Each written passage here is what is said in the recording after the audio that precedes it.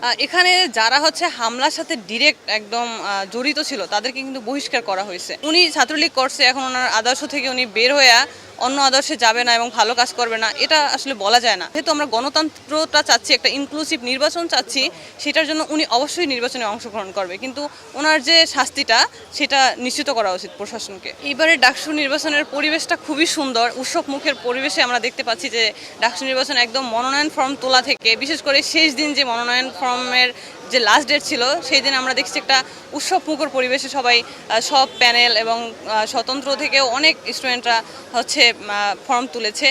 তো এটা 2019 সালের ডাকসু থেকে টোটালি ডিফারেন্ট, কারণ এখন কিন্তু গণতান্ত্রিক চর্চাটা আগের থেকে অনেক বেশি হচ্ছে এবং আশা করি ইন ফিউচারে আরও হবে। এবং আমরা এই ডাকসুটাকে কিন্তু একটা শুধু নির্বাচন হিসাবেই দেখছি না, এটা গণতান্ত্রিক চর্চার যে একটা মাধ্যম, সেটার মাধ্যম হিসাবে দেখছি।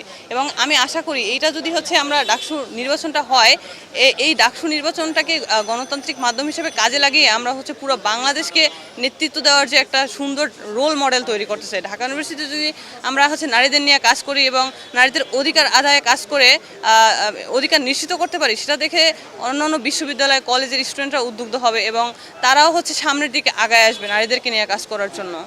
বান্ডেল থাকলে প্রতি সেনমানিতে টাকা বাঁচবে। বিকাশ সেনমানি বান্ডেল কিনে জিতুন প্রতি লেনদেনে। আমি যেটা বলবো যে মানুষের তো আদর্শ চেঞ্জ হয়। উনি ছাত্রলীগ করছে, এখন ওনার আদর্শ থেকে উনি বের হয়ে অন্য আদর্শে যাবে না এবং ভালো কাজ করবে না, এটা আসলে বলা যায় না।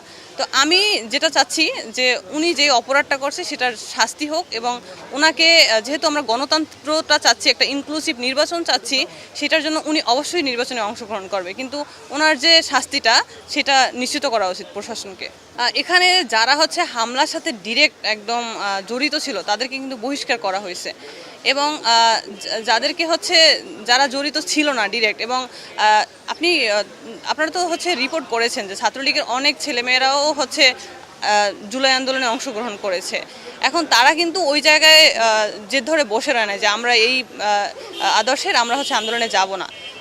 এবং আমার অনেক বন্ধু বান্ধবও আছে যারা জুলাই আন্দোলনে অংশগ্রহণ করছে ছাত্রলীগের পোস্টেড হওয়া সত্ত্বেও, এবং অনেকে আছে পদত্যাগ করে ওই জায়গা থেকে ফিরে আসছে।